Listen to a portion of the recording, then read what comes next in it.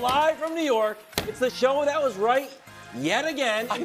Where are your Brew sunglasses? picked the Celtics last night. Yeah, so did you. Kind of. No, you had a no, lot I was. out. You picked the Mavs. I, with great trepidation, I picked the Mavs, but then I did say this could be a Celtics. And all I've been showing is the margin of victory graphic and what happened. It's game one. Yeah, America, you where's really the want camera? to do this after game Right one? there. We have In the everywhere. first segment, I'm going to expose Wild for the fraud that he is. Go for it. Just for the record. I'll have sunglasses. You on. did this in the Denver, Minnesota he's series. such an embarrassment. You way too early, a man. televised embarrassment. Relax.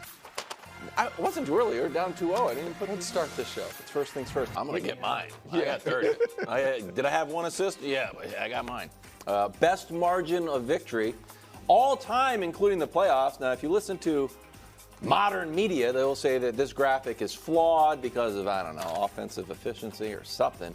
But it just is what it is. Three-point line is called. Beating everybody by 11 and beat the Mavs, which are 5 seeds, so I know it's a little bit of an easy path to the finals, even when you're in the finals.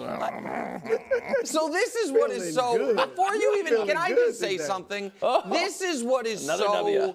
irritating about you right now. Your tweet, if we have it, Hubs, from last night, where you did the SpongeBob thing. You are the guy, and we can show the tweet at some point. You are the guy, Wilds, who is so publicly, just effusively in love. You cannot stop posting on Instagram how special and unique your significant other is. I never do that, Wait, but I just understand wait a what you're saying. moment, please. That's actually, you do And that then, a lot. I think yes, it's very kind, actually. that is all correct, but wait for it. And then you break up, and 3 weeks later, you're doing it again with someone else. Hey, the heart wants what the all heart wants. of America saw you all year talk about how there was a historically great, unbeatable team. That's true. And it wasn't Boston. In the West. And then all of America saw you during the conference finals have so little confidence in any team, you wouldn't make a pick. Yeah. And now down. you have been on Boston for 6 days. You're not deterring him at all. Right. And you've been on Boston for 6 days, and you're like, there was 8 months of data. What do you want? I was a widower. It's not credible. And now I'm in love again. But go ahead and ask your question. Sorry, Brew, but it's just I'm just enjoying the back and forth. Did the blowout loss make you nervous? So it didn't make me nervous, but I was impressed, Brew. Oh. I thought Boston had a truly excellent two-way performance, despite their alleged best player playing poorly. Now it's alleged. And that is, well, we'll see at the end of the series if Jaylen Brown has something to say He got about an it. Like, early that's lead. not but what I thought Boston was exceptional. I thought they had used the 9 days smartly, developing a strategy to really pick apart not Dallas's weaknesses, but Dallas's tendencies. They see that Dallas throughout the postseason has collapsed to the ball rather than leaving defenders, letting them play one-on-one, and Boston said, perfect. You know what I mean? We don't really even want to get to the rim. We want to pretend we're getting to the rim and then kick out. And defensively, Boston's strategy of, we have seen the lob stats. How no team in the playoffs has more than 10 lobs, except for the Mavs, who have damn near 60. And we are shutting the water off on that. And we are not going to treat Luka like he's the most dangerous offensive player in the league, even if he is. If Luka gets 30 or 35, we are going to deal, and we're not going to let other people get involved. That's coaching. That's execution. That is, to me, defensively, Brew, a testament to the fact they don't really have a weak link defensively of those 5 guys. That's right. And so I was very impressed by Boston. I'm not worried because I think the Mavs will adjust, and I think Luka is so far and away the best player in the series. He will win a couple games by himself. But I'm not taking a thing away from Boston because I thought on both sides of the ball they were exceptional, and it wasn't as simple as they hit 1 million threes. They hit 16 threes, which they did 50 times this year. I agree. Boston was great, so I don't want to take anything away from them. But no, I'm not worried at all. As a guy that picked the Mavs in 6, this is what the Mavericks do.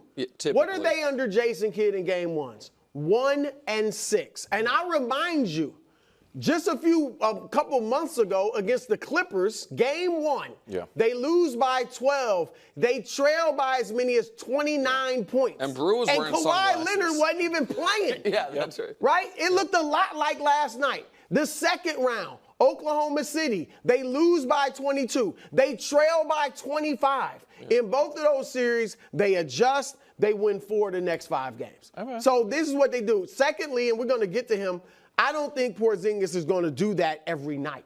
All right, he was phenomenal. And I know, like I said, we're going to talk about him, but he's not going to do this every night. His last series against Miami before he got hurt, he had 2 really good games and 2 really poor games in which he shot 2 for 14 in the 2 bad games. All right, so the other 2 games were great.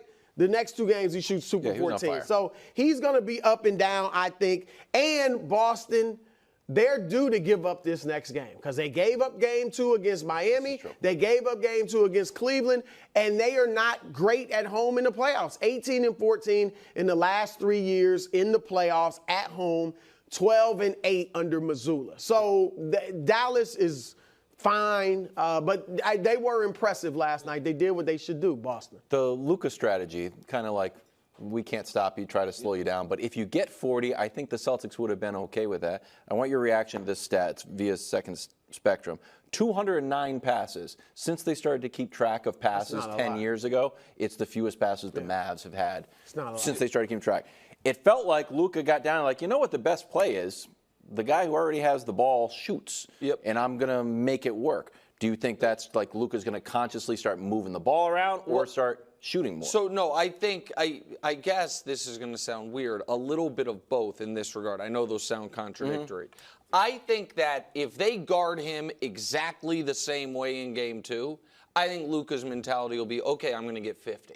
I'm not going to get 35. If you are truly going to you try to man up against me, I am going to force you out of it. I also think, Hubs, if we can show the open shots graphic. The other thing is the 1 assist is, like to your point. It's not just on him. And it's also, now the Celtics, to their credit, generated more, considerably more open shots. But there was also, there were a lot of, not as many as usual, but what I would call potential assists that with open shots that were then just missed. So I didn't look at the 1 assist as indicative of exactly just that Luka wasn't passing. I agree with you that. But I think it was like the Mavs are like 1 for 5. So it's not like they were 1 for 16. No, that's right. I did feel like early on when it was still close, and I even said this on the Odd Couple radio show, I was like, it's too much Luka. Like early on, and that was Boston guard him one-on-one. If a team's going to guard him one-on-one, he's going to take them to the basket. You talked about him getting 50 in game 2. I think all he needs to do is don't settle for the 3. If they're going to guard you he took 12 threes. He was 4 for 12. He was 8 for 14 from 2, which is not bad. If he drives into the bucket, first of all, you get in the paint, their instinct's going to be the W. Yeah. That's just the instinct when a guy gets close to the hoop. Then you can either kick it out or throw a lob, but you can't just settle for the three-pointer. He's got to be in more attack mode instead of just shoot a lot mode. Okay. Meanwhile, Porzingis came off the bench. Porzingis' numbers in the first half, Brew, pretty good. 18 points in 13 minutes, had those 2 blocks. Trying to challenge Porzingis at the rims, unwise. Brew, are you giving Kristaps your MVP after game 1? Well, he was phenomenal. There's no ifs, ands, or buts about it. And he turned the game. Like when he went in the first quarter, they were up by a point. When he goes in with like 7.5 minutes left in the first quarter, and they go on a 25-9 run to end the quarter, and he had 11 points and 2 blocks during it. So he was great. I would say, though, if you want to give it to him, because that basically ended the game right there. Yeah. I mean, I know the Mavs made their little run in the third quarter, but that was pretty much the game. But Jaylen Brown, I'd say co-MVPs, because he led the team with 22 points. He had 6 rebounds as well. But his defense, 3 blocks, and then ferocious. the 2 picks, and we have them right here. Picks Luka's pocket twice. This is the first one, ends in a dunk. And then the second one just straight up picked him. And that is demoralizing to a player and a team when your guy gets picked. And yet it's almost like a dunk. it also it invigorates your own team. And it led to a dunk. Yeah, right. And it invigorates your team. So Jaylen Brown, and we know about the blocks he had at the rim. And Nick, you kind of mentioned it earlier, he's got the early lead. Not that it's all about that for the Celtics. It shouldn't even be about that at all. But he's got the early lead for conference finals MVP because we don't expect Porzingis to play this way every game. So he gets out to the early. No, there's no question about that. The case for Porzingis, Hubs, if we can show the first quarter versus the final 3 quarters, if you feel like I do, like this game was won in the first quarter, and then the rest of the game, now things would have been different if Boston didn't have that lead. I understand that, but Dallas played them dead even the rest of the way. Quarters 2 through 4, it was 70-69. Boston cooled off from 3. Like those numbers are even. If you feel like the game was won in the first quarter, then Kristaps, you know what I mean? He was the reason for that. So I understand that argument, and Boston fans are probably like, guys, he averaged 20 points per game. This wasn't an aberrant performance. It's 20 points in 21 minutes that makes it an aberrant performance. For as little as his usage and minutes were for him to have that level of performance. But I thought the best player for the Celtics last night was Jaylen Brown. And I thought Jaylen was also fiery emotionally in a way that was infectious. I think by infectious, do you think that Tatum felt some of that fire? Well, I mean, we'll get to Tatum, I know. And Tatum had not only a rough game, but an odd game from a demeanor perspective. But here's a little small storyline here, because I think Jaylen and Kyrie likely not only have a good relationship, I think off the court, they have a lot of similarities, and I bet they have a real, you know what I mean, a real bond. Yeah.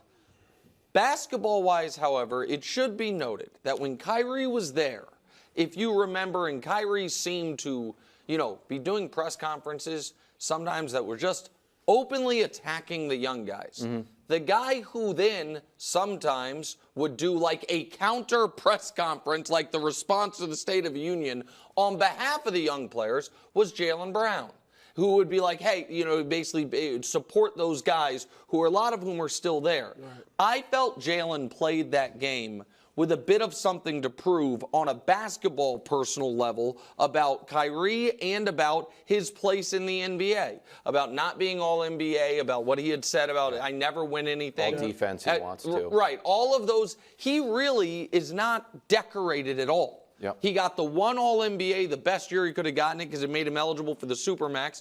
But then that almost got used against him because then people were like, wow, this guy's a 300, the biggest contract ever.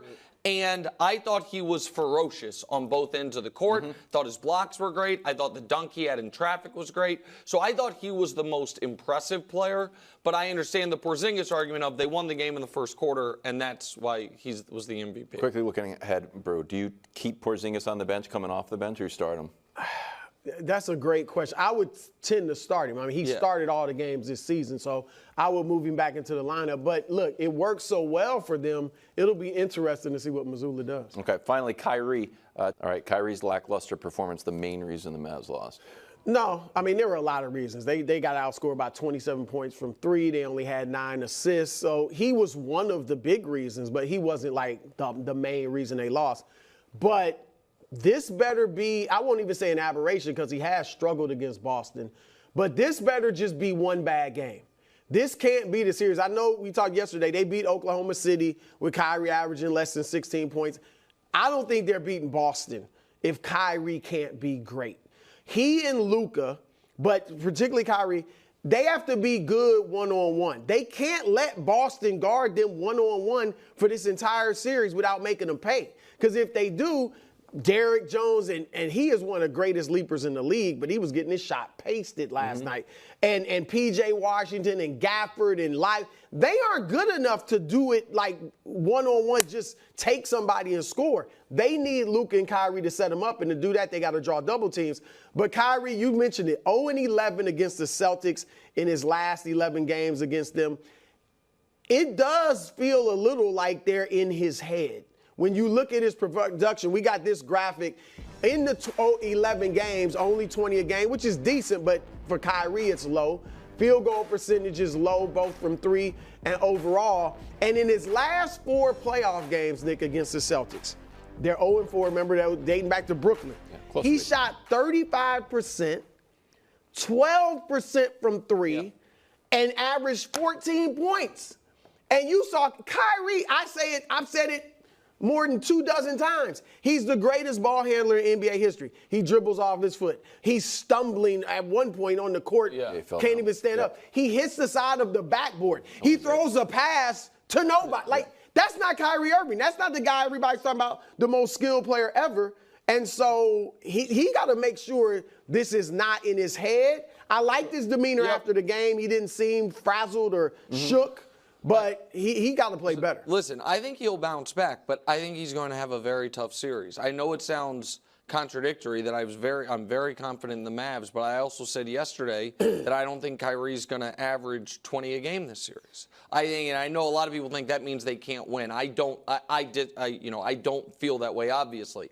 But this is Drew Holiday is the best defender in the league for people under 6'6". Yep. He is the best.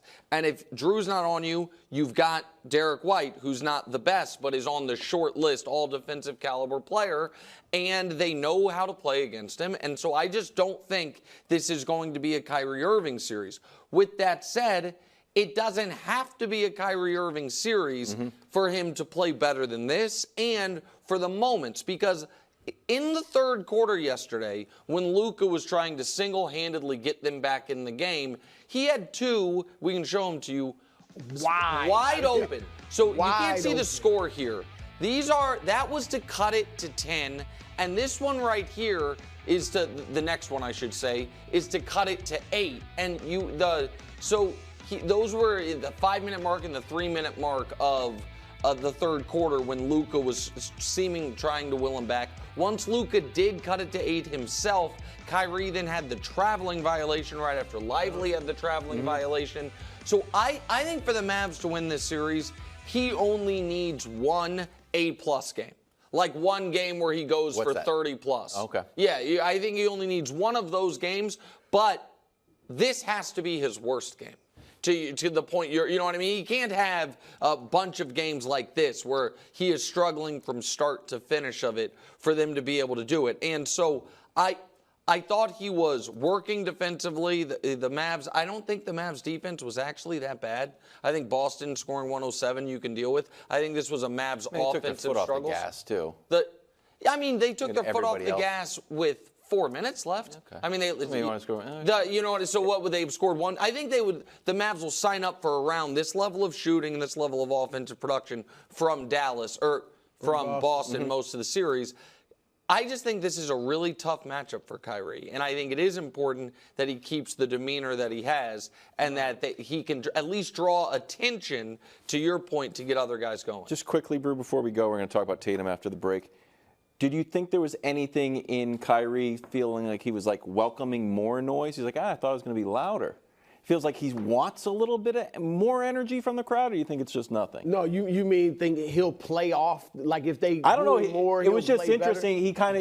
He was either dissing the crowd, like, he didn't bother me, I actually thought it was louder, or he's inviting more energy for game 2. I think it was a defense mechanism. I think it was like, y'all didn't bother me. I just played badly, but it wasn't because and it should be noted, the best game he's played against Boston in this 11-game losing streak, I think he scored 39. Yeah. Was that the playoff game? The game one of the close sweep. The game where he flipped the crowd off and did all that stuff. Right. That was, he scored 39 in that. Was it 39 or 36? Okay, 30. 36, you might be right. I think. Wow. two times right in one show. Thanks for watching. Subscribe here to get more from the show and to check out clips from other shows on FS1.